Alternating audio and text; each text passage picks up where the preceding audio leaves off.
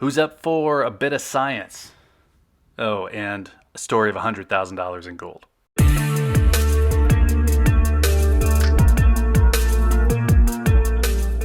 If you're like most people, you suck at saving. You can fix it if you want to. There are even behavioral scientists out there publishing articles explaining the whole situation. This isn't a science channel though, and I think it's a little bit of a stretch to begin with, so I'll just tell you why I think most people are so bad at it. Most people suck at saving because it just simply isn't fun. Spending money and buying things, that can actually give you a dopamine hit. A little bit of science, sorry, but that part I know about. It's called retail therapy. Buying fun stuff makes you feel good. Some people even do it to cope with stress. To start, shopping distracts you. It takes your mind off things, lowers your stress, lowers your anxiety. And then actually buying something, that makes you feel like you're in control. You want something, you buy it. You're the boss. And there are behavioral science articles out there that explain how you can get that dopamine hit from other things, non-tangible things. I've even seen personal finance gurus pushing online courses that can help you get a similar hit from saving. Now, mostly I've just never really dug in. Honestly, I just don't get excited about saving. And now that I've told you that I've just never been excited about it, if I told you now that I've saved more than $100,000 as a hobby, you'd probably assume I was trying to sell you one of those online courses that I just mentioned.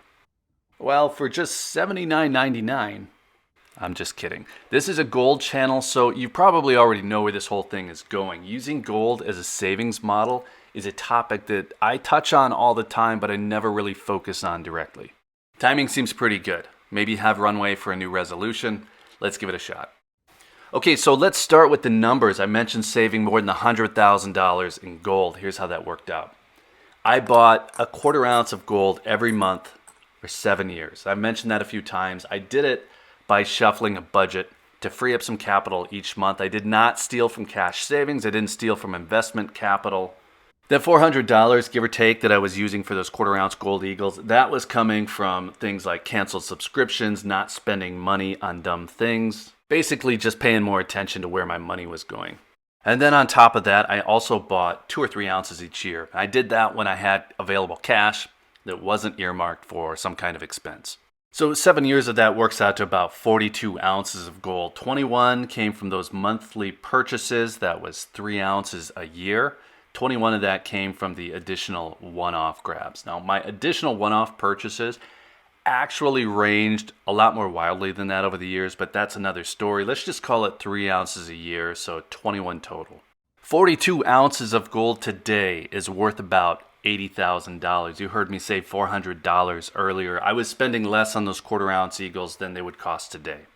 Okay, so all of that was before I started a YouTube channel talking about gold. And I have some additional motivation to be buying, say, the last year and a half. So if I was just to average what I was buying prior to that, that would put me at 54 ounces and just above $100,000 in 8.5 years. And as someone who doesn't like to save, I think that's pretty good. This whole thing, it seems like something that would come from a millennial with a YouTube channel talking about personal finance, not someone in their 40s. But I don't see a lot of those millennials on YouTube talking about gold.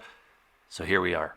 And if you're wondering what 54 ounces of gold looks like, well, this is 14 ounces. So you would need 40 more. And that's 2 tubes. We'll come back to the tubes idea in a minute. These are 1 ounce coins. 20 of these coins fit in a tube, at least here in the United States. And then these are 1/4 ounce coins. And I'm going to come back to these in a moment.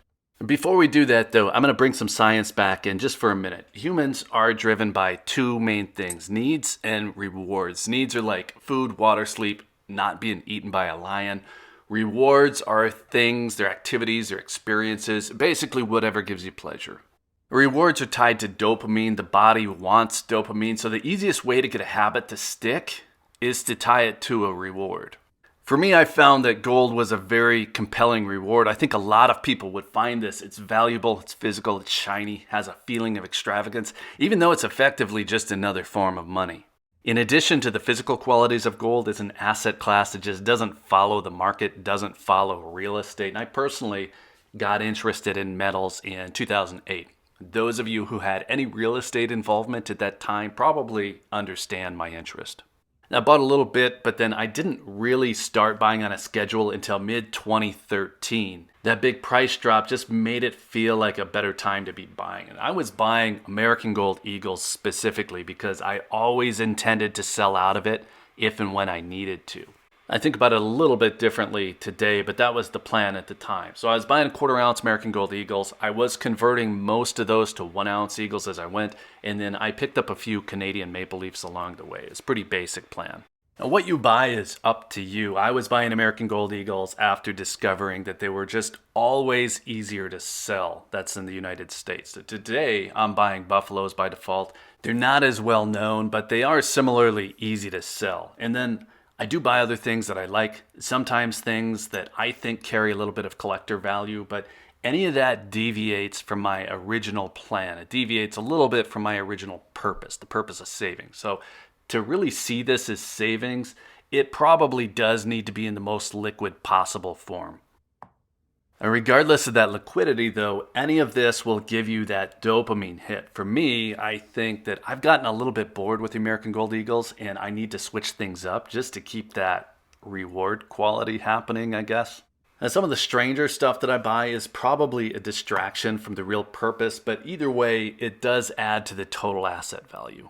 You hear about the buy, borrow, die strategy that wealthy families employ. Basically, they buy assets, say a large rental property, apartments maybe, and then they take out loans against it to access the equity, never pay capital gains taxes on it because they 1031 exchange it, and or they pass it down to an heir when they die. And there's a step-up basis to the taxes there that I probably shouldn't even try to explain to anyone. I'm just not qualified, and I've also never inherited anything, but there's also the equity of the asset that can be borrowed against, tax-free. This is maybe the first part of that. I've never borrowed against gold, but I do know there are options out there to explore. It's something that I'm actually looking into a little bit more, but we're going to have to come back to that part. And this video was about saving, making it fun, making it compelling, maybe making it both, because again, it just isn't a fun thing. There are compelling reasons to set aside, say, an emergency fund, and there might be compelling reasons to maybe save for kids' college, but beyond that, it's just not something most of us get super excited about. Gold changed that for me, so I thought it was worth talking about a little bit here. So let's call it good there. Let us know in the comments if you've done something similar. Any tips, tricks, science that you have, let us know. Be sure to hit the like button if any of this was interesting. It's not my typical kind of video. And then make sure you're subscribed if you're into the general topic of metals. And if you're still here, thank you again for watching. I always appreciate your time. Take care.